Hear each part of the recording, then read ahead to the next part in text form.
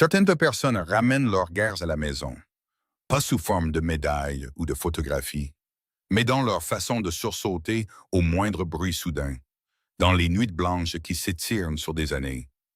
J'ai connu un homme comme ça autrefois.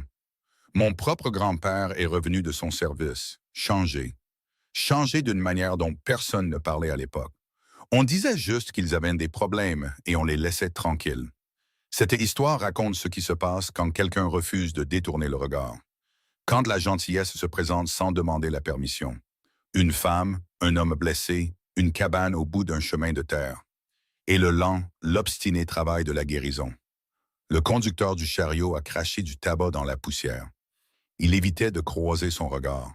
C'est là. Il a indiqué d'un coup de menton la cabane au bout du chemin. C'est là que vide le fou. Martha est descendue sans aide. Son sac de voyage pesait lourd dans sa main. Le conducteur faisait déjà demi-tour avec ses chevaux. « Vous êtes sûr de vous, madame? » Le révérend a prévenu de votre arrivée. « Mais ça ne veut pas dire qu'il veut de la compagnie. » Elle n'a pas répondu. La cabane se découpait, grise, sur le ciel pâlissant. La peinture écaillée, les piquets de clôture penchés, un jardin retourné à la poussière. Elle a marché vers elle quand même. La porte était de travers. Elle a frappé 2 fois, puis l'a poussée. L'odeur l'a frappé en premier. Une odeur de kérosène et de laine sale.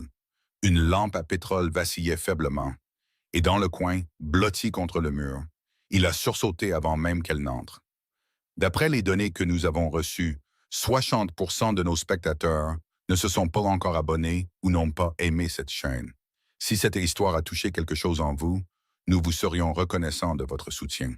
Votre abonnement nous aide à donner vie à d'autres récits émouvants. Merci beaucoup d'être là. Le coq a chanté avant les premières lueurs du jour. Les yeux de Martha se sont ouverts sur des ombres inconnues. Des poutres au-dessus d'elle, une odeur de poussière et de cendres froides.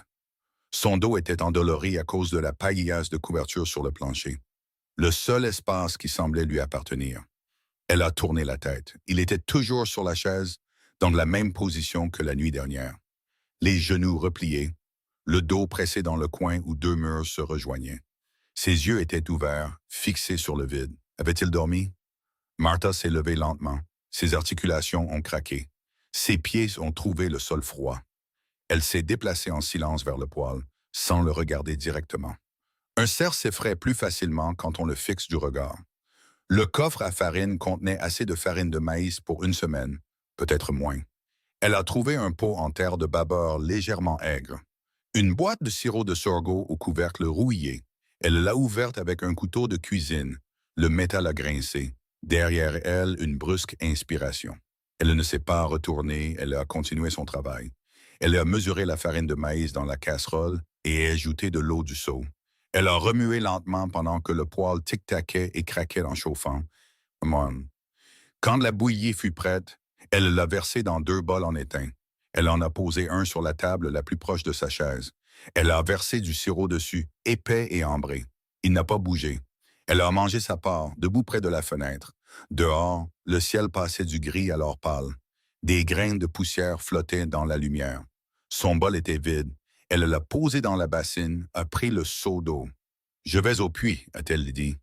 Ce n'était pas une question, juste une information. La poignée de la pompe a gémi de rouille. Elle l'a actionnée d'un mouvement régulier jusqu'à ce que l'eau froide jaillisse dans le seau. L'air du matin sentait la sauge et la terre sèche.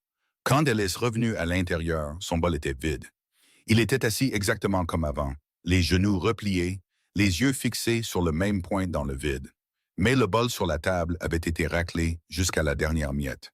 Une trace de sirop sur le bord, là où un doigt l'avait essuyé. Martha n'a rien dit. Elle a pris le bol, l'a mis dans la bassine et a attrapé le balai de paille. Elle balayait près du poêle quand sa main a tremblé contre sa poitrine. Quelque chose a glissé de la poche de sa chemise. L'objet a heurté le sol avec un petit bruit plat. Le laiton a brillé dans la lumière du matin. Le ferrotype était posé face visible sur le plancher. Martha a posé le balai, s'est penchée lentement, ses genoux protestants, et l'a ramassé. Le cadre en laiton était terni au coin. Sous le verre, 2 jeunes hommes en uniforme se tenaient épaule contre épaule. De la poussière sur leurs bottes. L'un d'eux souriait, un sourire de garçon, facile et sans défense. Elle a reconnu la mâchoire, la carrure des épaules, mais le sourire appartenait à quelqu'un qu'elle n'avait jamais rencontré. Elias n'avait pas bougé. Ses yeux restaient fixés sur ce même point dans le vide. Mais ses mains s'étaient crispées en poing contre ses cuisses. Martha s'est approchée de la table. Elle a posé le ferrotype doucement, face visible, là où il pourrait l'atteindre s'il le voulait. Puis elle a repris son balayage. Aucun d'eux n'a parlé. Le moulin à maïs à manivelle était boulonné au bord de la table. Sa poignée en fer était usée et lisse par des années d'utilisation. Martha a versé des grains séchés dans la trémie et a tourné la manivelle. Le bruit de la mouture a rempli la cabane. Un son régulier, rythmé, presque comme une respiration. Elle avait trouvé la farine de maïs presque épuisée ce matin-là. Le moulin était inutilisé, une fine couche de poussière sur son entonnoir. Alors elle avait trouvé le maïs séché dans un sac en toile de jute derrière le poêle. Les grains étaient durs comme des cailloux et elle s'était mise au travail. Tourner, tourner, moudre. Le mouvement attirait sur des muscles de son épaule dont elle avait oublié l'existence. La sueur perlait à la racine de ses cheveux malgré l'air frais. Une fine poudre jaune s'accumulait dans le bol sous le moulin. Lentement mais sûrement. Elle n'a pas regardé vers le coin où Elias était assis. Elle ne l'avait pas regardé directement de toute la matinée. Mais elle sentait le poids de sa présence. Un homme qui essayait de disparaître à l'intérieur de sa propre peau. La farine de maïs a rempli le bol et l'a mélangé avec du babeur du pot. Elle a ajouté une pincée de sel de la boîte en fer sur l'étagère. Une cuillerée du sirop de sorgho. La poêle en fonte était sur le poêle, noire et lourde, patinée par des décennies d'utilisation. Elle l'a graissée avec un peu de saindoux raclé d'un pot en terre. Et elle a versé la pâte. L'odeur a commencé à monter presque immédiatement. Chaude, dorée, le genre d'odeur qui vous pénètre la poitrine et tire sur quelque chose en vous. Une planche a craqué.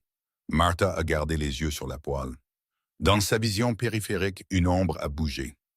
Elias s'était levé de son coin.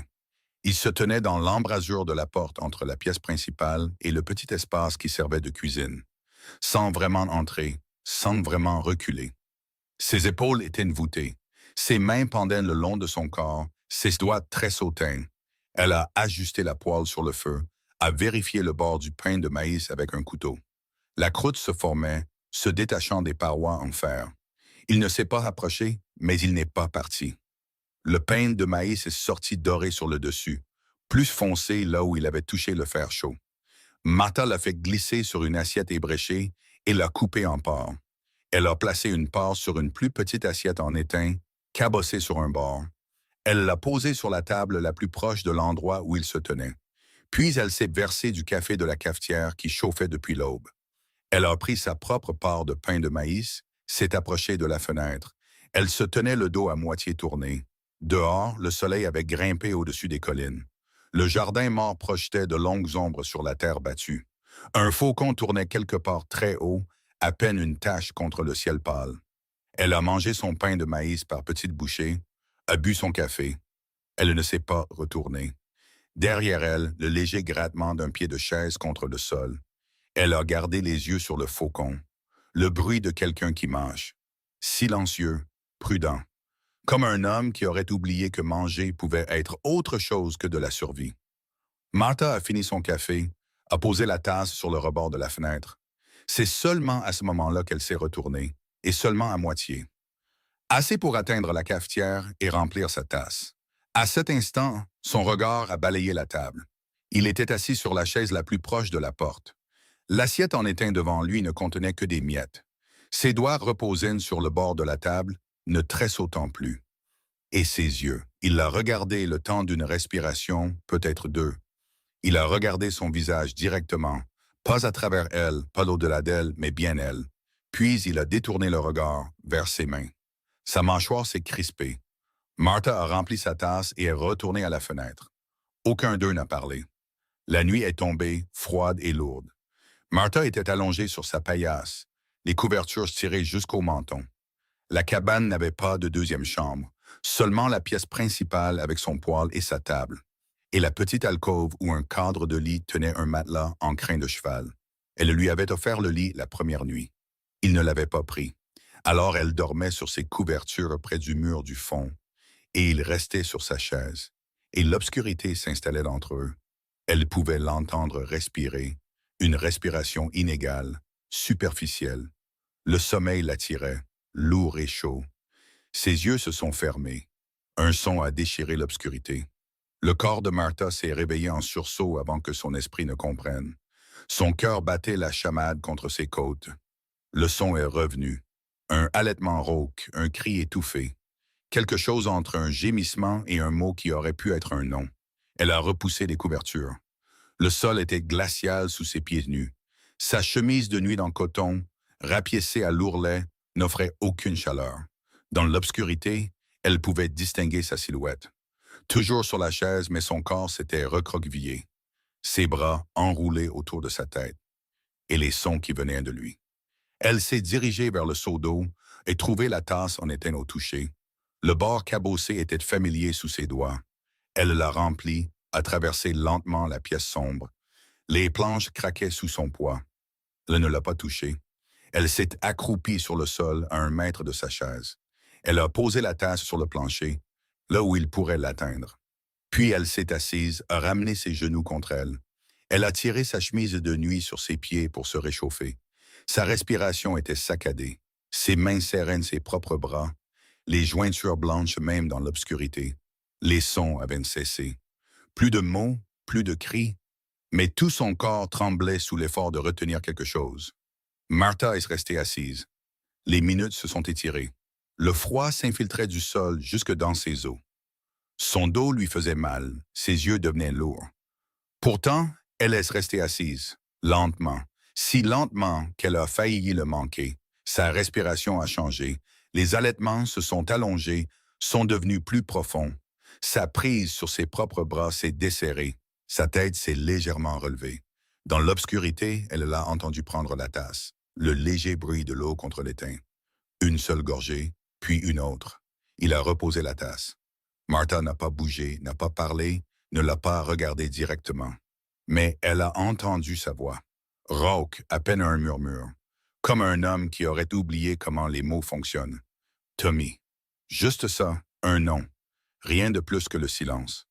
Martha est restée sur le sol jusqu'à ce que sa respiration se stabilise en quelque chose qui ressemblait à du sommeil. C'est seulement alors qu'elle s'est levée, les articulations raides de froid. Elle laisse retourner à sa paillasse. Elle laisse rester éveillée longtemps à regarder les poutres. Tommy. Un nom qu'elle ne connaissait pas, une porte qu'elle n'avait pas ouverte. Et le matin, quand la lumière grise s'est glissée par la fenêtre et que le coq a lancé son appel rauque, Martha a ouvert les yeux. Elle a trouvé la tasse en étain posée sur la table, à côté du ferrotype. Ils les avaient placés ensemble, délibérément. Elle s'est levée, a traversé la pièce, a pris la photographie. 2 jeunes hommes, de la poussière sur leurs bottes, l'un souriant. Elle l'a retourné. Une inscription au crayon estompée au dos. Les lettres tremblantes mais claires. Tommy Sutter, Elias Stone, 1863. La clôture était tombée depuis si longtemps que les mauvaises herbes poussaient dans les espaces vides. Là où les traverses auraient dû être, Martha se tenait au bord de ce qui avait été un jardin. Les mains sur les hanches, elle inspectait les dégâts. 3 sections de la clôture en bois fendu gisaient à plat sur le sol, grisées par le temps. Une partie du bois était fissurée et éclatée. Les poteaux qui restaient debout étaient inclinés à des angles qui semblaient défier la logique. Au-delà de la clôture en ruine, le jardin lui-même avait capitulé. Des tuteurs à tomates rouillées et effondrées, des vignes de courges devenues ligneuses et mortes. Le sol était dur comme de la pierre. Elle avait trouvé les outils dans un appentis derrière la cabane, près de la petite grange et du corral vide qui semblait n'avoir pas abrité d'animal depuis des années. Un marteau à griffes aux manches fissurées, entouré de cordes en cuir. Une boîte de café à moitié pleine de clous à tête carrée. Leurs têtes étaient oxydées d'un orange terne, des gants de travail raidis par des années d'inutilisation. Le cuir était craquelé aux jointures. Martha a enfilé les gants. Ils étaient trop grands, des gants d'homme, mais ils freinaient de l'affaire. Elle s'est penchée pour soulever la première traverse tombée. Le bois était plus lourd qu'elle ne s'y attendait, dense avec l'âge. Son dos a protesté alors qu'elle luttait pour la redresser. Elle a calé une extrémité contre un poteau penché. Elle a essayé de la maintenir stable tout en attrapant le marteau. La traverse a glissé et est tombée. Elle a atterri dans la terre avec un bruit sourd. Elle a essuyé la sueur de son front et a réessayé. Le soleil du matin a grimpé. Les ombres ont raccourci. Martha a mis la première traverse en position. Elle a enfoncé 2 clous à travers le bois dans le poteau. Ils sont entrés de travers. Elle s'en fichait. La traverse tenait. C'était suffisant. Elle est passée à la deuxième section. Cette traverse était fissurée sur toute sa longueur. Le bois se fendait le long du grain. Elle devrait trouver un remplacement ou se contenter de ce qu'elle avait pour l'instant. Elle l'a traînée sur le côté et en a attrapé une autre. L'ombre est tombée sur ses mains avant qu'elle ne l'entende. Martha n'a pas levé les yeux. Elle a gardé sa prise sur la traverse. Elle a gardé les yeux sur le bois usé, sur les clous couleur rouille éparpillés dans la terre. Elias se tenait à 1 mètre de là. Ses bottes étaient usées aux talons, couvertes de vieilles boue. C'était la seule partie de lui qu'elle s'autorisait à voir. Il n'a pas parlé, elle non plus. Puis ses mains sont apparues, grandes, cailleuses, plus stables qu'elles ne l'avaient été à l'intérieur de la cabane. Il a saisi l'autre extrémité de la traverse qu'elle peinait à soulever. Ensemble, ils l'ont soulevée et mise en place. Martha a attrapé le marteau, a enfoncé le premier clou. L'impact a remonté le long de son bras, a secoué son épaule. Elle a ajusté sa prise et a frappé à nouveau. Deuxième clou. Troisième. Quand elle a levé les yeux, il était déjà passé à la section suivante. Il se tenait là, attendant, les mains ballantes, les yeux fixés sur la traverse tombée à ses pieds. Elle s'est approchée. Ils ont soulevé ensemble, positionné, martelé. Le soleil a atteint son zénith et a commencé sa lente descente. Ils ne se sont pas arrêtés pour manger. Ils ne se sont pas arrêtés pour boire. Le rythme du travail s'est installé. Soulever, positionner, marteler, se déplacer. Et Martha a senti ses pensées se calmer. Elle a senti son corps s'installer dans la simple répétition du muscle et du mouvement. Elias anticipait ses besoins avant même qu'elle n'en ait conscience. Quand elle cherchait des clous, sa main tendait déjà la boîte de café. Quand elle luttait pour maintenir une planche tordue à plat, il appuyait son poids dessus sans qu'on le lui demande. Ses mains, remarqua-t-elle, avaient cessé de trembler constamment. Quand elle saisissait du bois, quand elle tenait quelque chose de solide et de réel, elles étaient instables. Il se déplaçait comme un homme qui se souvenait comment travailler. Il y avait un savoir dans sa façon de manipuler les traverses, la façon dont il testait chaque poteau pour la pourriture avant de lui confier un poids. Elle se demandait s'il avait grandi dans un endroit comme celui-ci. Une ferme, un ranch, un endroit qui apprend à un garçon à se servir de ses mains. En fin d'après-midi, 3 sections de la clôture tenaient debout. Pas jolies, pas parfaites, mais debout. Martha s'est redressée, pressant ses 2 mains dans le creux de son dos. Ses épaules la brûlaient. Ses paumes, même à travers les gants, semblaient à vif. Elias se tenait à côté de la dernière section réparée, une main reposant sur la traverse supérieure. Il regardait le travail qu'ils avaient accompli, pas elle. Il regardait la clôture. Elle a retiré les gants, les a posés sur le poteau le plus proche. Elle s'est dirigée vers le puits sans un mot. La poignée de la pompe était raide, le mécanisme gémissait pendant qu'elle l'actionnait. L'eau a jailli dans le seau, froide et claire. Elle a rempli la louche en étain et a bu à grande gorgée. L'eau était si froide qu'elle lui faisait mal aux dents. Quand elle s'est retournée, il se tenait au bord du porche. Pas dessus, pas à l'intérieur, juste au bord. Comme un homme qui n'est pas sûr d'être le bienvenu. Martha lui a porté la louche, la lui a tendue. Il l'a prise, a bu, la lui a rendue. Elle a accroché la louche à son clou près du puits et a monté les marches du porche. Elles étaient usées et lisses par des années d'utilisation. Le bois était pâle là où d'innombrables bottes avaient marché. Elle s'est assise sur la marche supérieure, ses genoux protestants. Elle a laissé échapper un soupir qu'elle ne savait pas qu'elle retenait. La lumière de fin d'après-midi dorait la cour. La clôture réparée projetait de longues ombres. Quelque part au-delà des collines, un oiseau a lancé un appel. Une seule note répétée, puis le silence. Elias n'avait pas bougé de sa place au bord du porche. Martha a regardé la cour, la clôture, le jardin mort au-delà. Le puits a besoin d'être nettoyé, a-t-elle dit. Sa voix semblait étrange dans le silence. Les premiers mots que l'un ou l'autre avait prononcés depuis des heures. L'eau est bonne, mais il y a du sable au fond. Je l'ai vu en pompant. Elle ne l'a pas regardé. Elle n'attendait pas de réponse. Le silence s'est étiré. L'oiseau a appelé à nouveau. Les ombres se sont allongées, puis sa voix est venue, rauque, inutilisée, comme une porte qui pivote sur des gonds rouillés. Je peux le faire. Martha a gardé les yeux sur l'horizon. J'en avais l'habitude, en tout cas, a-t-il ajouté, plus bas maintenant, presque pour lui-même. Chez mon père, avant. Elle a hoché la tête, un petit mouvement. Elle n'a pas tourné la tête. Le soleil a touché le sommet des collines. La lumière dorée s'est intensifiée en ambre. Martha était assise sur la marche du porche. Elias se tenait à 1 mètre derrière elle. Et le silence entre eux était différent maintenant. Pas vide, pas lourd, juste silencieux. Comme une pièce silencieuse quand les gens qui s'y trouvent n'ont plus besoin de la remplir de bruit. Ses mains reposaient librement sur ses genoux. Les zones à vif de ses paumes la lançaient doucement. Demain, il y aurait plus de clôtures à réparer, plus de travail pour occuper les heures. Le révérend lui avait donné une petite somme du fonds de l'Église quand il lui avait demandé de venir, assez pour les fournitures dont l'endroit avait besoin. Et Elias, elle l'avait appris de la lettre du révérend, recevait une petite pension, assez pour survivre si quelqu'un était là pour l'aider à l'utiliser. Elle a pensé au ferrotype sur la table à l'intérieur. Les 2 jeunes hommes en uniforme, le sourire sur un visage qu'elle reconnaissait maintenant. Le nom écrit au dos, Tommy Sutter. Elle n'avait pas posé de questions sur Tommy, n'avait pas posé de questions sur la guerre ou les cauchemars, ou pourquoi la ville le traitait de fou. Certaines portes ne s'ouvrent que de l'intérieur. Mais il avait laissé le ferrotype pour qu'elle le trouve. Il l'avait placé là, délibérément, où elle le verrait. Martha s'est levée de la marche. Ses genoux ont craqué. Son dos lui faisait mal. Elle s'est tournée vers la porte, vers la cabane et le poêle, vers le repas du soir qu'elle devait préparer. Le souper dans 1 heure, dit Emma. Il a hoché la tête sans la regarder. Elle est entrée. La cabane était sombre. La lampe à pétrole n'était pas allumée. Martha s'est déplacée de mémoire. Le bord de la table sous ses doigts, la masse de fer du poêle. Elle a gratté une allumette, a allumé la lampe. La lueur chaude s'est répandue dans la pièce.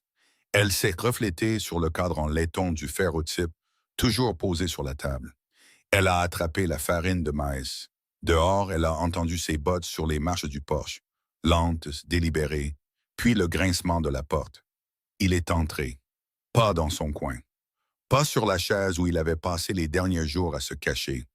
Il s'est dirigé vers la table, a tiré une chaise et s'est assis. Et quand Martha s'est retournée du poêle, un bol de pâte dans les mains, elle l'a trouvé en train de la regarder. Sa bouche s'est ouverte, s'est refermée, puis s'est rouverte. Il y a quelque chose dans le pâturage est, a-t-il dit, au-delà de la clôture. Je l'ai vu cet après-midi, quand nous travaillions. Martha a posé le bol. Quelque chose, des traces. Sa voix était plus stable maintenant. Des traces fraîches, un grand cheval, très probablement. B, il a fait une pause. Ses yeux ont rencontré les siens. Et des empreintes de bottes, aussi. De vieilles bottes, aux semelles usées. Quelqu'un a longé la limite de la propriété. Il se rapproche chaque nuit. Les traces menaient à une brèche dans la clôture. Là où les vieilles traverses avaient complètement pourri. Martha s'est accroupie à côté d'Elias dans la lumière du petit matin. Elle étudiait les marques imprimées dans la terre meuble. Des empreintes de sabots, profondes et larges. Plus grandes que n'importe quel cheval qu'elle avait vu. Quelque chose de sauvage était passé par là, se déplaçant rapidement, en direction des collines de l'Est. Un Mustang, a dit Elias. Sa voix était devenue moins rauque au fil des semaines, bien qu'il utilisait encore les mots comme un homme qui rationne l'eau. Les chevaux sauvages descendent des hauts plateaux à cette période de l'année. Ils cherchent de l'herbe, de l'eau. Il s'est levé, a épousseté la terre de ses genoux. Ses yeux ont suivi la ligne de la clôture, notant les brèches et les points faibles. Il nous faut du fil de fer barbelé, a-t-il dit. Les traverses en bois ne tiendront pas s'ils forcent de passage. Martha a hoché la tête. Le fonds de l'église fourni par le révérend couvrirait les frais, ainsi que les fournitures dont ils avaient besoin en ville. Je ferai le voyage demain, a-t-elle dit. J'irai avec vous. Il faut choisir le bon calibre. C'était la plus longue phrase qu'il avait prononcée d'un seul coup depuis son arrivée. 6 semaines se sont écoulées au rythme du travail. Martha se réveillait chaque matin avant l'aube, préparait le café. Elle faisait du pain de maïs ou des biscuits ou ce que les provisions permettaient. Elias se levait de sa chaise. Il y dormait encore la plupart des nuits, bien qu'elle l'ait vu essayer le lit 2 fois maintenant. Et ils mangeaient ensemble à table, sans beaucoup parler, sans en avoir besoin. Puis le travail. Le toit avait besoin d'être réparé bien avant son arrivée. Elias est monté avec un seau de goudron et un pinceau, pendant que Martha lui passait les fournitures d'en bas. Le goudron avait une odeur forte et chimique, il collait à tout ce qu'il touchait. Des taches noires se sont étalées sur sa chemise, ses mains, sur les genoux de son pantalon là où il s'agenouillait sur les bardeaux. À la fin de la première semaine, les pires fuites étaient colmatées. À la fin de la deuxième, le toit était solide. Le jardin s'est venu ensuite. Martha a retourné le sol dur avec une pelle, brisant les mottes. Elle a incorporé du fumier vieilli de la petite grange. Elias a construit de nouveaux tuteurs pour les plants de tomates avec du bois de récupération. Ils ont planté des graines de courge en monticules bien nettes. Les enveloppes en papier du magasin général étaient vidées et pliées pour être réutilisées. Des carottes, des haricots, une rangée d'oignons le long du bord sud où le soleil tapait le plus longtemps. La clôture a pris le plus de temps. Ils ont travaillé sur la section du pâturage est, section par section. Ils ont arraché les poteaux pourris, creusé de nouveaux trous. Ils ont posé de nouvelles traverses en cèdre coupées sur les terres du fond. Le fil de fer barbelé est venu en dernier. 2 brins le long du haut, du métal torsadé avec des pointes acérées tous les quelques centimètres. Elias le manipulait avec d'épais gants de cuir. Il le tendait fermement entre les poteaux, le fixait avec des agrafes en U enfoncées profondément dans le bois. « Ça empêche les bêtes sauvages d'entrer », a-t-il dit, en testant la tension. « Et ça garde le bétail à l'intérieur, si jamais on en a. » Martha regardait ses mains travailler, stable maintenant, sûres. Le tremblement qui l'avait tourmenté les premiers jours n'apparaissait que rarement, quand une porte claquait de manière inattendue, quand le cri d'un faucon était trop aigu et soudain. Mais le travail semblait calmer quelque chose en lui. Quand ses mains tenaient des outils, du bois, du fil de fer, elle se souvenait de leur utilité. Il parlait davantage au fil des semaines, des phrases courtes, des choses pratiques. « Passe-moi ça. Je pense bien. La pluie arrive, je la sens. » Mais parfois, le soir, il disait quelque chose qui la surprenait. Un souvenir d'avant de la guerre, offert avec précaution, une blague que son père avait l'habitude de raconter. Le nom d'un ruisseau où il avait pêché quand il était enfant. Martha écoutait, ne posait pas de questions, le laissait donner ce qu'il choisissait de donner. Les empreintes de bottes le long de la limite de la propriété continuaient d'apparaître. Elias vérifiait la clôture chaque matin avant l'aube, revenant avec des rapports. Toujours là, les mêmes semelles usées. Il se déplace lentement, sans se cacher, juste en observant. Il ne semblait pas alarmé par elle, plus curieux qu'effrayé. Qui que ce soit, il n'essaie pas de se cacher. Une personne entière. Peut-être que la foulée est courte. Martha a classé cette information, un mystère pour un autre jour. Ses cheveux avaient poussé au-delà de son col, émêlés par endroits, avec des morceaux de goudron et de chiure du travail sur le toit. Martha l'a remarqué un soir alors qu'ils étaient assis sur les marches du porche. Ils regardaient le soleil glisser vers les collines. La lumière attrapait les mèches grises à ses tempes. Les endroits où les cheveux sombres avaient commencé à argenter. Il n'était pas un vieil homme, 45 ans peut-être, ou presque. Mais la guerre l'avait vieilli d'une manière qui n'avait rien à voir avec les années. « Je pourrais vous les couper », a-t-elle dit, « si vous le voulez. » Il a tourné la tête, l'a regardé, n'a rien dit. « J'ai une paire de ciseaux de couture dans mon sac », a-t-elle continué. « Ce ne sont pas de vrais outils de barbier, mais ils feront l'affaire. » Le silence s'est étiré. Elle pensait qu'il refuserait. L'offre était trop intime, exigeait trop de confiance. Elle formulait déjà des mots pour la retirer quand il a hoché la tête. D'accord, elle est allée chercher les ciseaux à l'intérieur et une chaise de cuisine. Elle a traîné la chaise sur le porche, l'a positionnée dans la dernière lumière du soir. Il s'est assis sans qu'on le lui demande, le dos droit, les mains posées sur ses cuisses. Martha se tenait derrière lui. Les ciseaux semblaient petits dans sa main. Les lames étaient ternies mais tranchantes. Elle les avait aiguisées elle-même sur la pierre à aiguiser près du puits. Elle a soulevé la première mèche de cheveux. Ils étaient épais malgré leur négligence, la texture rêche sous ses doigts. Elle les a peignés avec sa main, démêlant les pires nœuds, puis a commencé à couper. Le son des ciseaux était plus fort qu'elle ne s'y attendait. Un léger clic à chaque fermeture des lames. Des cheveux sombres sont tombés sur les planches du Porsche, bouclant légèrement là où ils atterrissaient. Ses épaules étaient raides au début. Elle pouvait sentir la tension en lui. L'effort que cela demandait de rester immobile pendant que quelqu'un se tenait derrière lui avec un objet tranchant près de sa gorge. Mais alors qu'elle travaillait, méthodique, sans se presser, ses muscles ont commencé à se détendre. Sa tête s'est légèrement inclinée vers l'avant. Sa respiration a ralenti. Elle a coupé autour de ses oreilles, a raccourci l'arrière où les cheveux étaient devenus hirsutes contre son col. Ses doigts ont effleuré son cou, sa mâchoire, guidant sa tête de ci de là. Ses yeux s'étaient fermés. Martha a fait une pause, les ciseaux en suspens au-dessus de sa tempe. Dans la lumière dorée, avec son visage détendu et ses yeux clos, il paraissait plus jeune. Les rides dures autour de sa bouche s'étaient adoucies. Le sillon entre ses sourcils s'était estompé. Elle a terminé la coupe, a balayé les cheveux coupés de ses épaules avec sa main. Voilà, a-t-elle dit, vous n'effrayerez plus les poules. Quoique j'ai trouvé ce vieux matou dans le coffre à farine ce matin. Il pourrait vous faire de la concurrence pour la créature la plus méchante de la propriété. C'était à peine une blague. Elle ne le pensait pas vraiment. Mais il a ri, une respiration, une simple expiration qui contenait de la surprise, de la reconnaissance.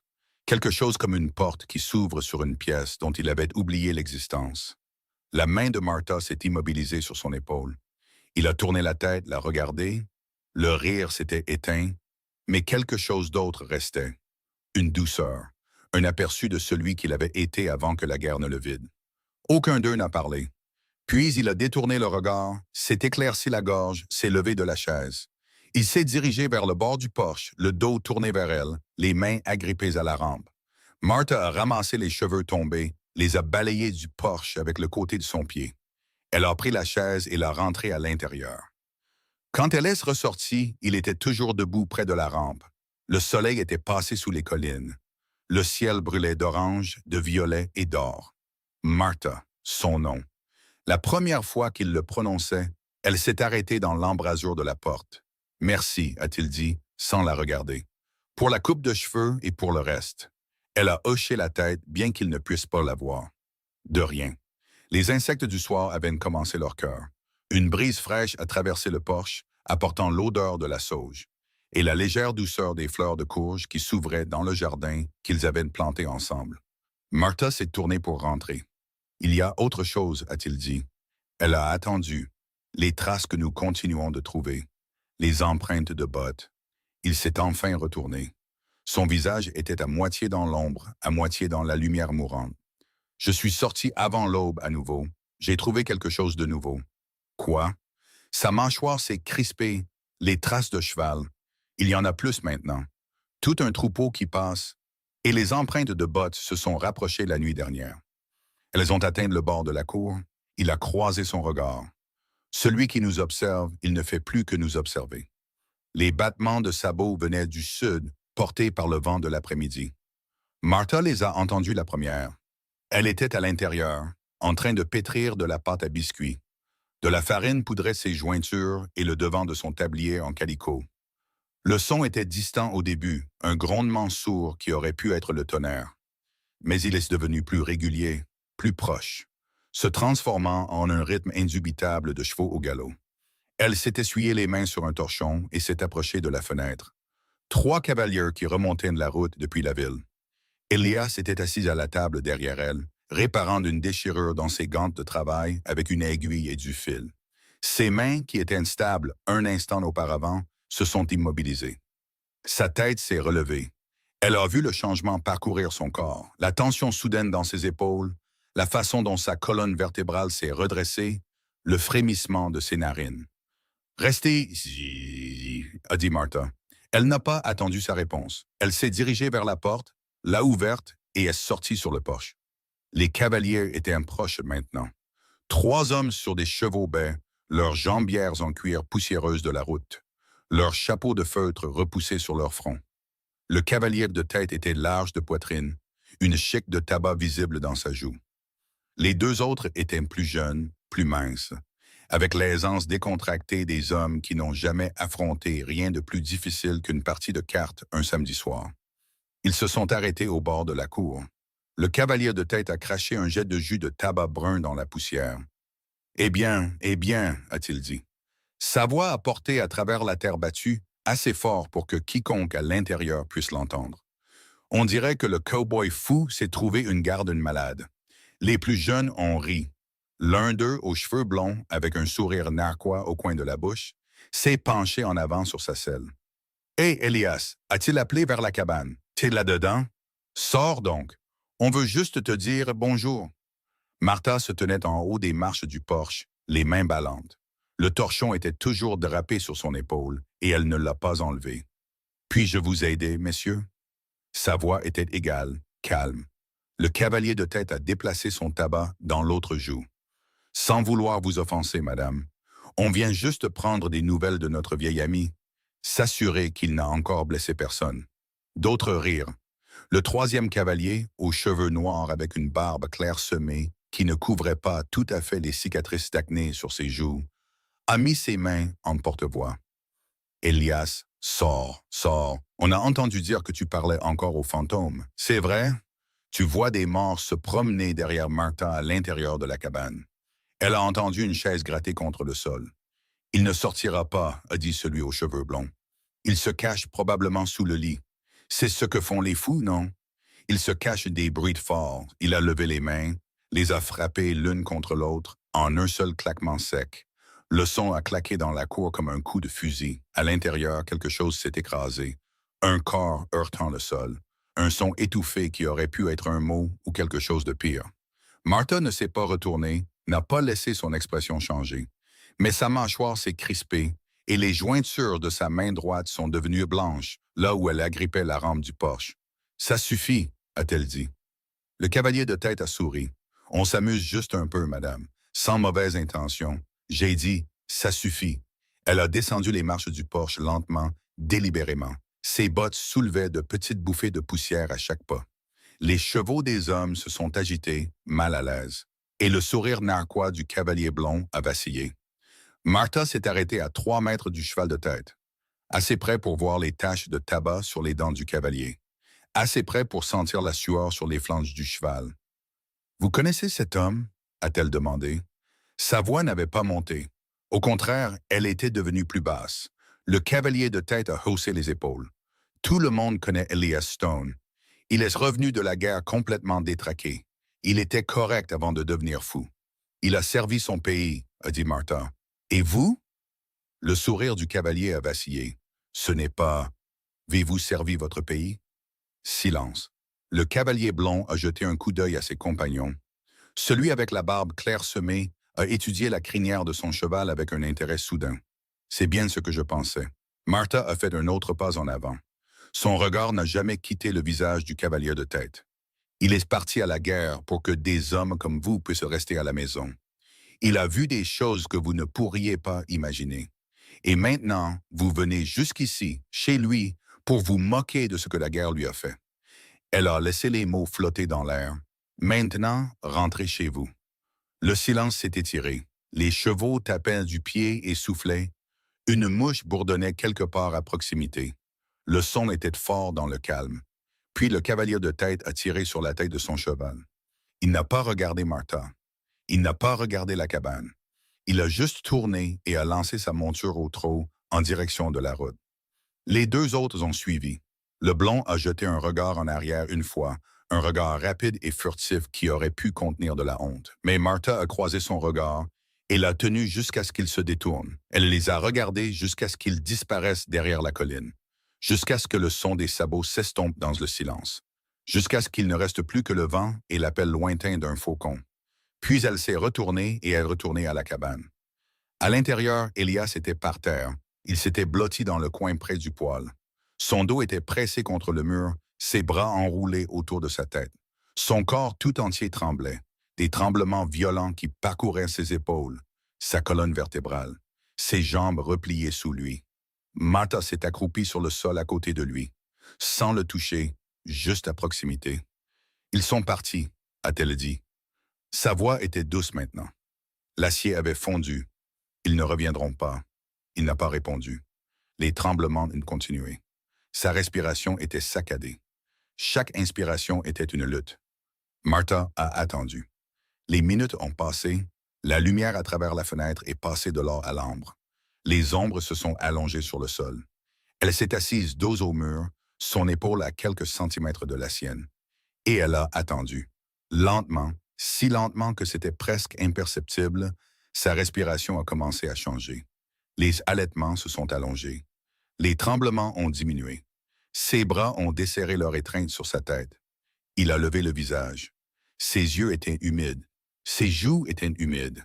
Il l'a regardée avec une expression qu'elle ne pouvait pas lire. Quelque chose entre la honte et la gratitude, et un chagrin si ancien qu'il était devenu pierre. Vous n'étiez pas obligé de faire ça, a-t-il dit. Sa voix était rauque, écorchée. Si, j'étais obligé.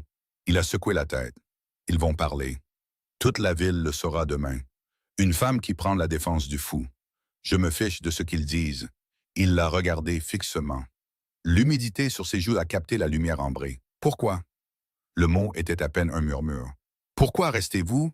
Je n'en vaux pas la peine. Martha l'a regardé pendant un long moment, les rides profondément creusées autour de ses yeux, le gris dans ses cheveux, les mains qui avaient reconstruit des clôtures et réparé des toits, et qui avaient fait un travail honnête pendant des semaines. Mon mari est mort il y a 2 ans, a-t-elle dit. La fièvre l'a emporté au printemps. Après ça, je n'avais nulle part où aller. Plus de famille. Juste une veuve avec rien d'autre que du temps. Elle a fait une pause. Le révérend m'a écrit à votre sujet. La façon dont les gens parlaient. Comme si vous étiez moins qu'humain. Je sais ce que ça fait d'être seul. Que les gens vous regardent sans vous voir. Elias s'était levé. Il la regardait avec ses yeux hantés. Alors, vous êtes juste venu. Je suis venu sans savoir ce que je trouverais. Oui. Il a secoué la tête lentement. J'aurais pu être dangereux. Mais vous ne l'étiez pas, a dit Martha. Et vous ne l'êtes pas. Ils se tenaient là, dans la lumière déclinante. Le feu était froid dans le poêle. Le silence entre eux n'était plus vide. Puis Elias s'est tourné vers la fenêtre. Son corps s'est immobilisé. Pas de la terreur figée d'avant, mais la vigilance d'un homme qui avait entendu quelque chose. « Martha, qu'est-ce qu'il y a? » Il s'est approché de la fenêtre, a regardé la cour, la route, les collines qui s'assombrissaient. Ces trois-là montaient des chevaux avec des fers neufs, des bords nets, du fer frais. Il s'est retourné pour lui faire face. Les empreintes de bottes que je suis, elles appartiennent à quelqu'un d'autre. De vieilles bottes, aux semelles usées, et elles n'ont été faites par personne de la ville. Martha a senti quelque chose de froid lui traverser la poitrine. « J'ai vérifié la clôture est ce matin, » a dit Elias. Les empreintes ont fait le tour de toute la propriété. Et la nuit dernière, il s'est arrêté. Sa mâchoire s'est crispée. La nuit dernière, elles sont venues jusqu'au porche. Ils sont restés éveillés après minuit, à surveiller les fenêtres. Martha avait fermé les volets du côté ouest de la cabane. Elias avait vérifié la porte 2 fois, puis une 3e fois. Il avait testé la barre qui la maintenait fermée. Maintenant, ils étaient assis à la table avec la lampe à pétrole baissée. Sa flamme était une petite langue jaune qui léchait de l'obscurité. Le café dans leur tasse en éteint avait refroidi depuis des heures. « Ça pourrait être un animal, a dit Martha.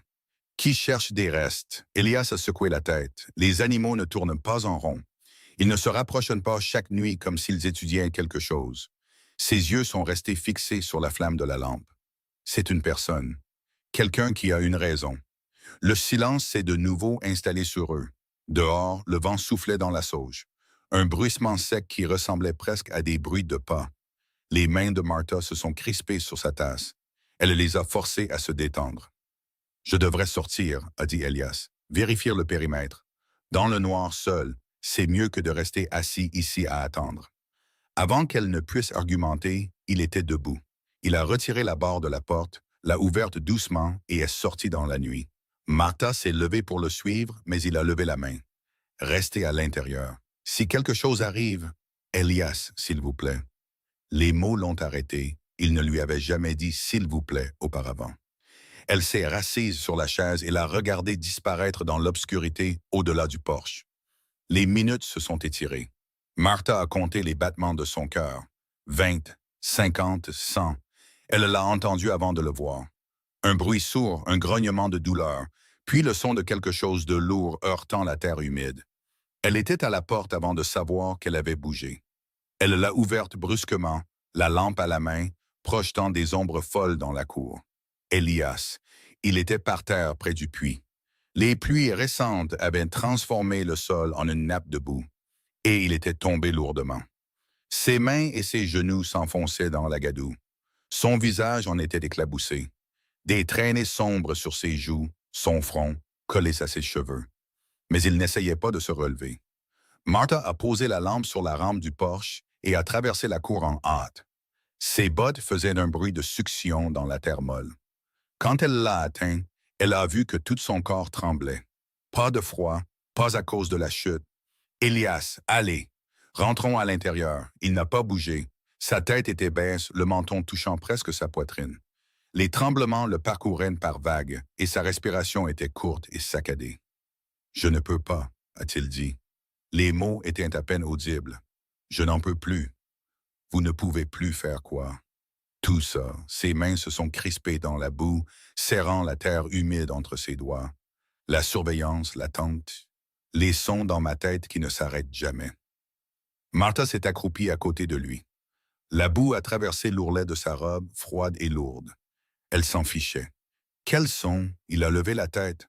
Dans la faible lumière de la lampe du porche, elle pouvait voir son visage. La boue, les larmes traçant des sillons à travers elle. La dévastation brute dans ses yeux. Des tirs de canon, a-t-il dit. Chaque nuit, chaque fois que je ferme les yeux. Le son des tirs de canon. Et puis les cris. Et puis il s'est arrêté. Sa mâchoire a bougé, mais aucun son n'est sorti. Et puis quoi? La question est restée en suspens entre eux. Le vent a soufflé dans la sauge. Quelque part au loin, un coyote a appelé dans l'obscurité. « Tommy !» a dit Elias. Le nom est sorti brisé, éclaté. Tommy Sutter. Il avait 18 ans. Il a menti sur son âge pour s'enrôler parce qu'il voulait se battre à mes côtés. Il disait que j'étais comme un frère pour lui. Martha a attendu. La boue s'infiltrait, froide, à travers ses genoux. Le son est venu en premier. Toujours le son, puis la fumée. On ne voyait pas à 3 mètres devant soi. Sa voix était devenue plate, mécanique, comme s'il récitait quelque chose qu'il s'était raconté 1000 fois dans le noir.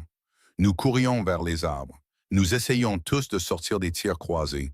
Il a retiré une main de la boue, l'a regardée. La terre était noire sous ses ongles, remplissant les lignes de sa paume. Tommy est tombé. Il a pris une balle dans la jambe. Il criait mon nom. Je pouvais l'entendre crier mon nom à travers tout ce bruit. Sa main est retombée dans la boue. J'ai couru. Le mot est tombé dans le silence comme une pierre dans une eau calme. J'ai couru et je l'ai laissé là. Je l'ai laissé crier dans la fumée pendant que je sauvais ma peau.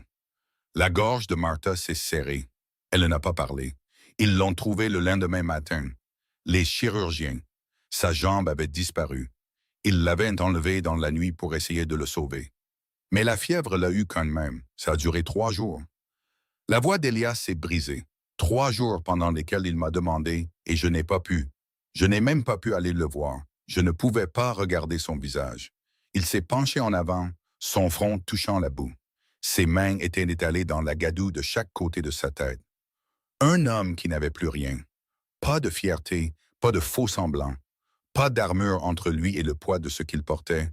Ça aurait dû être moi, a-t-il dit dans la terre. Ça aurait dû être moi qui me fasse toucher. Moi qui meurs dans cette tente d'hôpital. Pas lui, jamais lui. Le vent s'est levé. La flamme de la lampe sur le porche a vacillé et a failli s'éteindre. Martha a tendu la main. Ses doigts ont trouvé son bras, glissant debout, tremblant, froid. Elle ne l'a pas tiré, n'a pas essayé de le soulever du sol. Elle s'est juste accrochée. « Vous aviez peur », a-t-elle dit. « Tout le monde a peur, j'étais un lâche. Vous étiez un homme qui essayait de survivre. Je l'ai laissé. » Sa voix s'est complètement brisée. Je l'ai laissé et il est mort en appelant mon nom. Et j'ai passé 13 ans à essayer d'échapper au son de ce nom. Et je n'y arrive pas. Je n'y arrive pas. Les sanglots sont venus alors. Des sons profonds, déchirants, qui lui arrachaient la poitrine et secouaient tout son corps. Il a pleuré dans la boue, dans la terre froide. Et Martha a gardé sa main sur son bras et n'a pas bougé. Elle ne lui a pas dit que tout allait bien. Rien n'allait bien. Ça n'irait jamais bien. Elle ne lui a pas dit que Tommy lui aurait pardonné. Elle ne savait pas si c'était vrai. Elle est juste restée, les genoux dans la boue, la main sur son bras, présente dans l'obscurité pendant qu'il s'effondrait. La lampe brûlait plus faiblement. Le coyote a appelé à nouveau, plus près maintenant. Les étoiles tournaient au-dessus, froides et indifférentes, et Martha est restée. Quand les sanglots se sont enfin calmés, pas arrêtés, juste calmés, se transformant en respiration saccadée et en expiration tremblante, elle a parlé. « Vous êtes là », a-t-elle dit. « C'est tout ce qui compte maintenant. Vous êtes là. » Il a levé la tête. Son visage était une ruine, de boue et de larmes, et l'expression à vif d'un homme qui avait montré la pire chose en lui, et qui attendait que le monde se détourne. Martha ne s'est pas détournée. Elle a pris sa main couverte de boue et tremblante. Elle l'a tenue dans les siennes et ne l'a pas lâchée. « Vous êtes là », a-t-elle répété. « Et je ne pars pas. » Ils sont restés ainsi, à genoux dans la boue, les mains jointes. La lampe vacillait sur le porche jusqu'à ce que le ciel à l'est commence à s'éclaircir. Et quand la première lumière grise de l'aube a touché les collines, Martha l'a entendu. Des battements de sébètes. Pas du sud, cette voix, de l'est, de la direction des 13 de chevaux sauvages. Arrivant vite. Le Mustang a traversé la clôture raide comme un coup de tonnerre. Martha a d'abord entendu le fil de fer claquer, un son aigu et chantant qui a fendu l'air de l'aube, puis le craquement du bois qui se brise, puis le son qu'elle n'oublierait jamais. Des sabots martelant la terre battue. Sauvage, paniquée et inarrêtable. Elle s'est relevée en hâte. La boue aspirait ses bottes, l'ourlette de sa robe. Elias était déjà debout, son visage encore strié des restes de sa crise. Ses yeux étaient fixés sur le pâturage est. Le cheval est apparu à toute vitesse. C'était un Mustang, grand à la robe sombre, sa crinière emmêlée de chardon et de nœuds. Mais quelque chose n'allait pas. Il courait de travers, favorisant sa patte avant-gauche, et même à 50 mètres de distance, Martha pouvait voir le sang sombre couler le long de sa patte. Elle pouvait voir la déchirure béante là où le fil de fer barbelé l'avait attrapé. Derrière le Mustang, le bétail qui paissait dans le pâturage s'est dispersé en panique. Leurs sabots ont transformé le sol sec en un nuage de poussière ocre. Leurs beuglements se sont mêlés au hennissement du cheval, des sons aigus, terrifiés, qui ont fendu le matin comme une lame.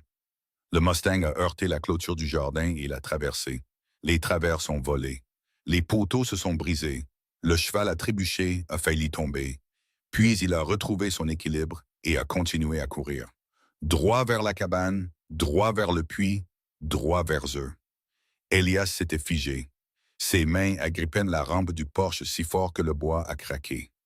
Son visage s'était vidé de toute couleur, le laissant d'un blanc grisâtre sous les taches de boue. Sa respiration était courte, superficielle. Les sabots, le chaos, les cris. Martha a vu tout cela s'abattre sur lui. Chaque son, chaque sensation, le ramenant sur le champ de bataille qui vivait encore dans son crâne. Ses jambes ont fléchi. Il s'est rattrapé à la rampe, mais de justesse. Elias. Il n'a pas répondu. Ses yeux étaient devenus distants, sans focus. Il fixait quelque chose qu'elle ne pouvait pas voir. Le Mustang a dévalé près du puits, frôlant la poignée de la pompe.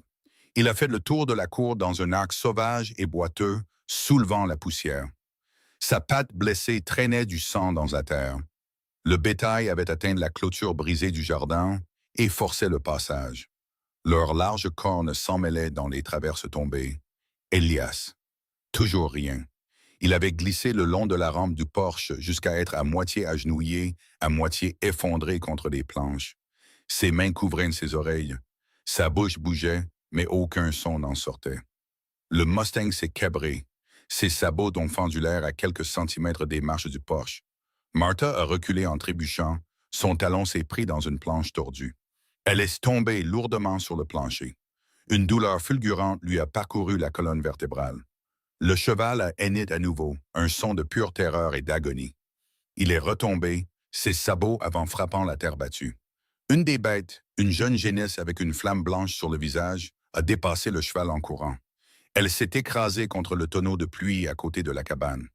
L'eau a explosé sur le porche. Le tonneau a roulé, a heurté le mur, s'est fendu le long de ses coutures. Le chaos le plus total. De la poussière, du bruit, et l'odeur du sang et de la peur. Martha s'est redressée sur ses coudes. Son dos la lançait. Ses mains étaient écorchées par les planches du porche. Elle a tourné la tête vers Elias. Il n'avait pas bougé. Toujours blotti contre la rampe, toujours en se couvrant les oreilles, toujours piégé quelque part, loin d'ici. Le Mustang a tourné à nouveau, plus lentement cette fois. Sa patte blessée traînait, peignant une ligne cramoisie dans la terre. Ses yeux roulaient, montrant le blanc. De l'écume mouchetait son museau. S'il continuait à courir, il s'ouvrirait encore plus la patte. S'il continuait à paniquer, il se blesserait au-delà de toute guérison. Ou il blesserait l'un d'eux. Quelqu'un devait l'arrêter. Martha a regardé Elias, ses épaules tremblantes, ses mains aux jointures blanches pressées contre son crâne. Elle pourrait le faire elle-même. Essayer d'approcher le cheval, le calmer, lui passer une corde autour du cou. Elle n'avait jamais vraiment travaillé avec des chevaux. Pas des sauvages. Mais elle pouvait essayer. Où? Elias. Elle n'a pas crié, n'a pas supplié. Elle a juste dit son nom, d'une voix stable et claire, comme elle pourrait le dire à travers la table du petit déjeuner. Il n'a pas bougé. Elias. Le Mustang s'était arrêté au milieu de la cour. Il se tenait là, tremblant, sa patte blessée soulevée du sol. Sa tête se balançait d'un côté à l'autre. Le bétail s'était dispersé aux abords de la propriété, leur beuglement s'estompant en meuglement incertain. Le pire du chaos passait. Mais le cheval restait là, saignant, terrifié. Elias. Cette fois, quelque chose a changé. Ses mains sont descendues de ses oreilles. Sa tête s'est relevée lentement, comme un homme qui remonte des profondeurs. Martha a croisé son regard. Elle ne lui a pas dit que tout irait bien. Ne lui a pas dit qu'il pouvait le faire. N'a offert ni encouragement, ni réconfort, ni aucun des mots que les gens disent quand ils veulent t'aider, mais ne savent pas comment. Elle l'a juste regardé et tenu son regard. Elle l'a laissé voir qu'elle était là, que le monde était toujours là, que quel que soit le champ de bataille qui vivait dans son esprit, ce n'était pas la même chose que cette cour, ce matin, cet animal blessé. Elias a cligné des yeux. Sa respiration a ralenti, ses mains se sont desserrées. Il a regardé le cheval. Le Mustang se tenait à 10 mètres de là, son corps tremblant d'épuisement et de douleur. Le sang coulait de sa patte avant à un rythme régulier. Ploc, ploc, ploc, assombrissant la poussière en dessous. Ses oreilles se tortillaient d'avant en arrière, à l'écoute de la prochaine menace. Elias s'est relevé de la rampe. Ses jambes tremblaient, son corps tout entier tremblait. Mais il était debout. Il bougeait. Il est descendu du porche, un pied après l'autre, ses bottes laissant des empreintes dans le sol boueux. La tête du cheval s'est brusquement tournée vers lui. Ses naseaux se sont dilatés. Un son sourd a grondé dans sa poitrine. Pas un cri, mais un avertissement. Elias s'est arrêté. Il se tenait à 3 mètres de l'animal, assez près pour voir les coupures du fil de fer sur sa patte, la chair à vif là où les barbelés avaient déchiré la peau et le muscle, assez près pour sentir le sang, la sueur, la peur qui émanait du cheval par vagues. Sa main s'est levée, lente, stable, paume vers le haut, doigts détendus, doucement maintenant. Sa voix est sortie rauque, craquelée, mais calme, le genre de voix qu'on utilise pour les choses effrayées, pour les choses blessées, pour les créatures qui ont été blessées et ne savent pas si vous voulez les blesser davantage. Doucement, mon grand, je ne te ferai pas de mal. Les oreilles du cheval se sont tournées vers l'avant. Ses naseaux ont travaillé, aspirant son odeur. Le tremblement de ses jambes n'a pas cessé, mais quelque chose dans sa posture a changé. La tension prête à la fuite s'est relâchée d'une fraction. Elias a fait un pas en avant. Le cheval a tressailli, a secoué la tête. Pendant un instant, Martha a pensé qu'il allait courir à nouveau, qu'il allait se déchirer en essayant d'échapper à cet homme qui sentait la boue, la peur et un vieux chagrin. Mais Elias ne s'est pas arrêté. « Je sais, a-t-il dit. Sa voix était à peine plus qu'un murmure maintenant. Je sais que tu as peur. Je sais que ça fait mal, mais tu dois me laisser t'aider. Tu peux faire ça? » Il avait déjà fait ça. Martha pouvait le voir dans sa façon de bouger, la patience prudente, la compréhension de la pensée d'un animal effrayé. Chez son père, avait-il dit. Avant la guerre, avant tout. Le cheval a expiré longuement. Sa tête s'est abaissée d'1 centimètre, d'une fraction. Elias a fait un autre pas, puis un autre. Puis il s'est tenu à côté de l'animal, assez près pour le toucher, Assez près pour sentir la chaleur qui émanait de sa peau, trempée de sueur. Il a tendu la main. Ses doigts ont touché le cou du cheval. Les muscles sous la peau ont frémi, mais le cheval ne s'est pas retiré.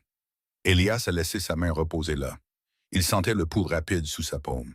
La vie, la terreur et la force de cette créature qui avait été si gravement blessée. « C'est bien, a-t-il murmuré. « C'est bien. Tout va bien maintenant. » La tête du cheval est tombée plus bas. Son museau a frôlé l'épaule d'Elias, laissant une tache humide d'écume sur sa chemise. Un son en est sorti. Pas un cri, pas un avertissement, mais quelque chose de plus doux, un soupir, une expiration de reddition. Le visage d'Elias était humide. Il ne l'a pas essuyé, n'a pas essayé de le cacher. Il se tenait dans la cour, la main sur le cou du cheval, et il a laissé les larmes couler. Il les a laissées tracer des sillons dans la boue qui collait encore à ses joues. Martha regardait depuis le porche. Elle n'a pas bougé, n'a pas parlé, n'a rien fait pour briser le moment fragile qui se déroulait devant elle. Il avait marché dans le chaos, avait affronté le son des sabots et l'odeur du sang, et toutes les choses qui le ramenaient à cet endroit auquel il ne pouvait jamais échapper. Il avait choisi d'avancer au lieu de se cacher. Personne ne l'avait sauvé. Il s'était sauvé lui-même. Le cheval se tenait tranquille maintenant. Ses tremblements s'étaient calmés. Sa tête reposait contre la poitrine d'Elias. Le bétail s'était installé aux abords de la propriété, broutant comme si de rien n'était. La poussière retombait. Le soleil grimpait. Martha s'est levée du porche. Ses jambes lui faisaient mal. Son dos la lançait. Mais elle a traversé la cour jusqu'à l'endroit où Elias se tenait avec l'animal blessé. « Nous devons soigner cette patte, a-t-elle dit. Il a hoché la tête. Sa voix était stable quand il a parlé. Les licoles en corde sont dans la grange, des chiffons propres et du liniment aussi. Je vais les chercher. Elle s'est tournée vers la grange et fait 3 pas, s'est arrêtée. Quelque chose avait attiré son attention. Un mouvement au bord de la propriété, près de la lisière des arbres qui marquait la frontière entre la terre d'Elias et la nature sauvage au-delà. Une silhouette qui se tenait dans l'ombre entre 2 chênes en train d'observer. La silhouette est sortie de l'ombre. La main de Martha a trouvé le bras d'Elias. Ses doigts se sont resserrés. Mais la silhouette ne s'est pas dirigée vers eux. Elle est juste restée à la lisière des arbres, à regarder. Un vieil homme aux cheveux blancs, les épaules voûtées. Il portait des vêtements si délavés et rapiécés qu'ils semblaient se fondre dans l'écorce derrière lui. Son visage était buriné, de la couleur du cuir de sel, sillonné de ridées qui parlaient de décennies passées sous le ciel ouvert. « C'est ma jument, a-t-il dit. » Sa voix a porté à travers la distance, fine, avide, mais claire. « Ça fait 3 jours que je la suis. Le fil de fer l'a eue avant que je ne puisse l'atteindre. » Elias n'a pas lâché le Mustang. Sa main est restée sur son cou, stable, apaisante. « Elle est gravement blessée, a-t-il dit. Elle a besoin de soins. » Le vieil homme a hoché la tête lentement. Il a fait un pas en avant, puis un autre. Il se déplaçait avec la délibération prudente de quelqu'un qui avait appris à ne pas effrayer les choses sauvages. Quand il a atteint le bord de la cour, il a pensé « C'est vous, celui qu'on appelle le fou. » Aucune méchanceté dans la question, juste de la curiosité. Comment on pourrait s'enquérir du teint, Martin? La mâchoire d'Elias s'est crispée, mais sa voix est restée égale. Certains le font. Le vieil homme l'a étudié pendant un long moment. Ses yeux bleu pâle, presque incolores dans la lumière du matin. Son regard est passé du visage d'Elias à sa main sur le cou du cheval, au sang qui séchait sur sa chemise. « Elle ne se laisse pas toucher par n'importe qui, a-t-il dit. Il m'a fallu 2 ans pour m'approcher assez pour lui mettre un licol. Et vous, voilà, première rencontre. La main sur son cou comme si vous la connaissiez depuis toujours. » Il a secoué la tête lentement. « Fou, disait-il. Pour moi, ça ressemble plus à un don. » Le nom du vieil homme était Harlan. Il avait une cabane quelque part dans les collines à l'est. Il élevait un petit troupeau de Mustangs depuis 15 ans. La jument, il l'appelait Dusty. Elle était avec lui depuis qu'elle était pouliche.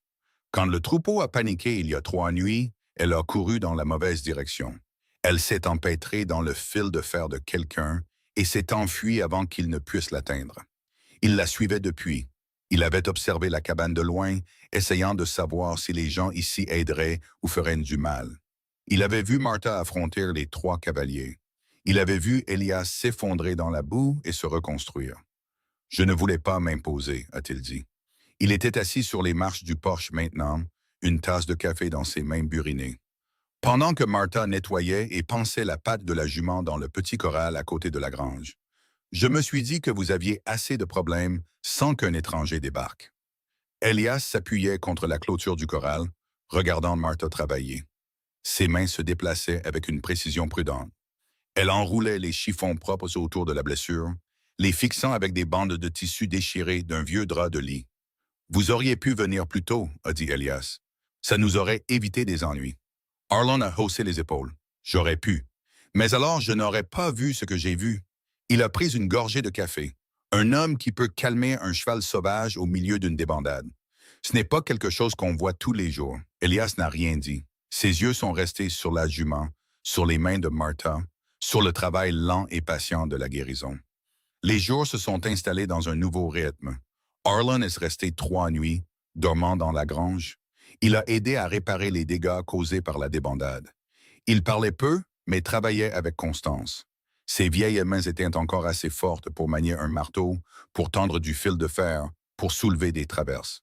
Quand la clôture a été réparée et le jardin restauré, il a scellé son propre cheval, un hongre gris qu'il avait laissé attaché dans les arbres, et il s'est préparé à partir.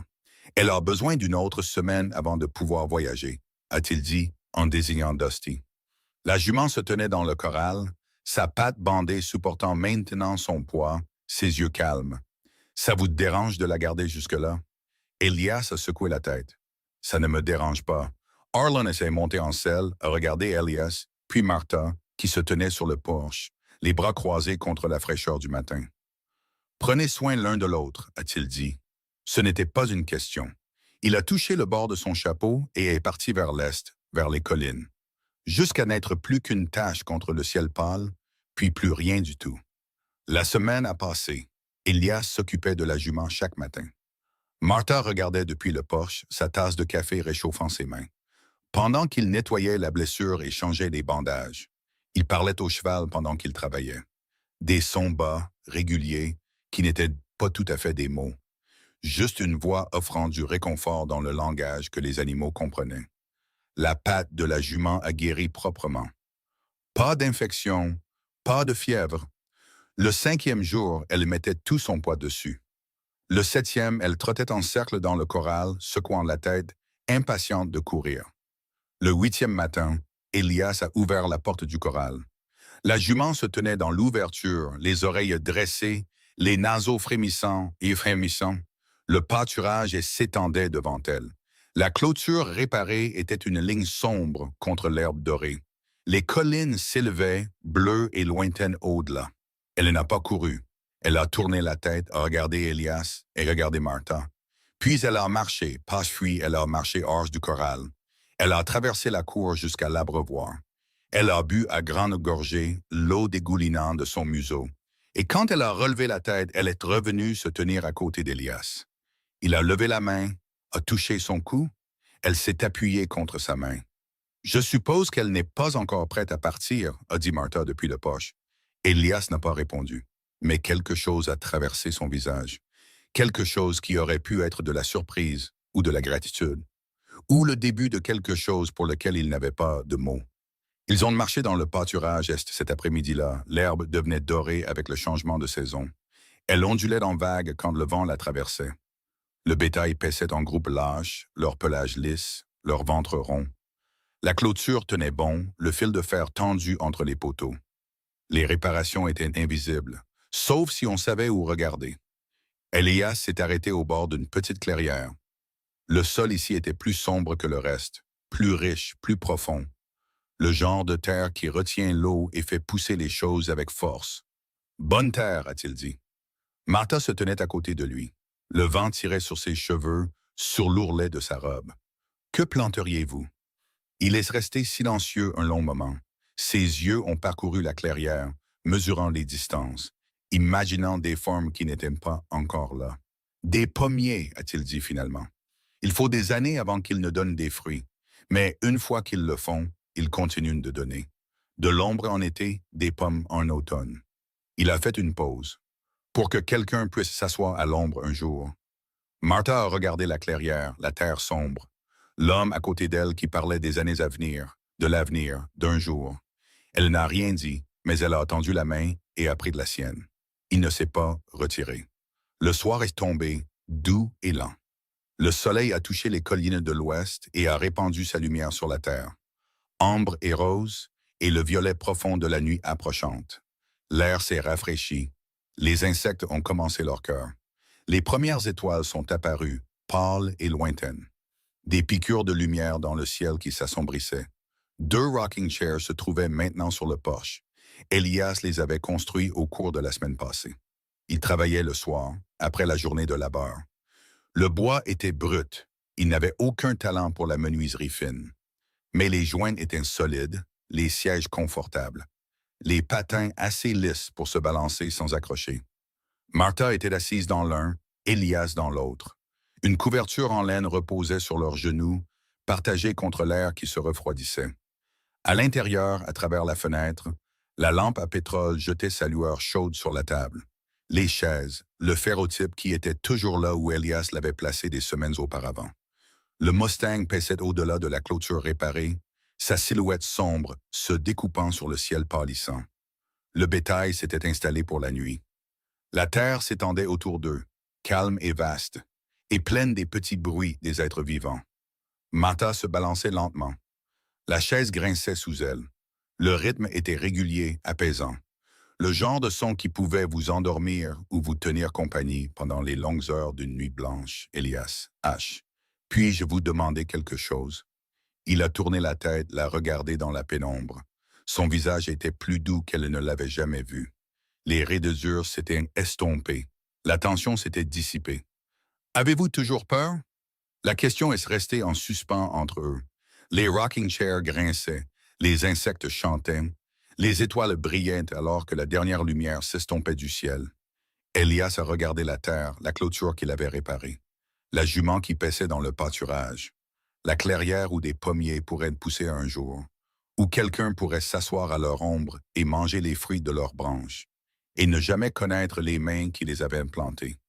Chaque jour, a-t-il dit. Sa voix était calme mais stable. Chaque jour, je me réveille en ayant peur. Peur des sons dans ma tête. Peur des souvenirs. Peur de ne jamais être autre chose que ce que la guerre a fait de moi. Il s'est retourné vers elle. Ses yeux ont trouvé les siens dans l'obscurité. Mais je ne fuis plus. Martha a tendu la main à travers l'espace entre leurs chaises. Sa main a trouvé la sienne. Rêche, cailleuse, chaude. Il l'a prise, l'a tenue, ne l'a pas lâchée. Ils étaient assis ensemble sur le porche alors que la nuit s'épaississait autour d'eux. La lampe brillait à travers la fenêtre, les étoiles tournaient au-dessus. La jument a levé la tête, les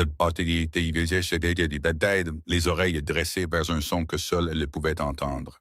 Puis elle l'a rabaissé et a recommencé à paître. La terre était calme. La clôture était réparée. Les blessures guérissaient. Et 2 personnes qui avaient été seules si longtemps étaient assises côte à côte dans l'obscurité. Les mains jointes, se balançant doucement, regardant la nuit tomber sur les collines. Il y a quelque chose de calme qui s'installe dans la poitrine après une histoire comme celle-ci. Pas une conclusion, pas une réponse, juste un poids qui semble étrangement familier. Le genre de poids qui vient quand on regarde quelqu'un porter ce que nous avons nous-mêmes porté. À notre manière, en notre temps. Beaucoup d'entre nous savent ce que c'est que d'être incompris, d'avoir des blessures que les autres ne peuvent pas voir. Certains d'entre nous se sont tenus devant une porte, incertains d'être les bienvenus. Certains d'entre nous ont été celui derrière cette porte, incertains de vouloir laisser entrer quelqu'un. Peut-être avez-vous connu un Elias, peut-être avez-vous été une Martha, peut-être vous êtes-vous simplement assis avec quelqu'un en silence, n'offrant rien d'autre que votre présence, en espérant que c'était suffisant. Ce n'est pas grave si cette histoire ne s'est pas terminée de manière parfaite. Certaines choses ne sont pas faites pour être résolues, seulement pour être tenues avec douceur, puis déposées quand nous sommes prêts. La cabane est toujours là, au bout de ce chemin. Les chaises se balancent toujours sur le porche. Et quelque part, dans une clairière qui sent la terre retourner et la possibilité, des pommiers attendent de pousser. Merci d'être resté jusqu'à la fin. Merci d'avoir écouté.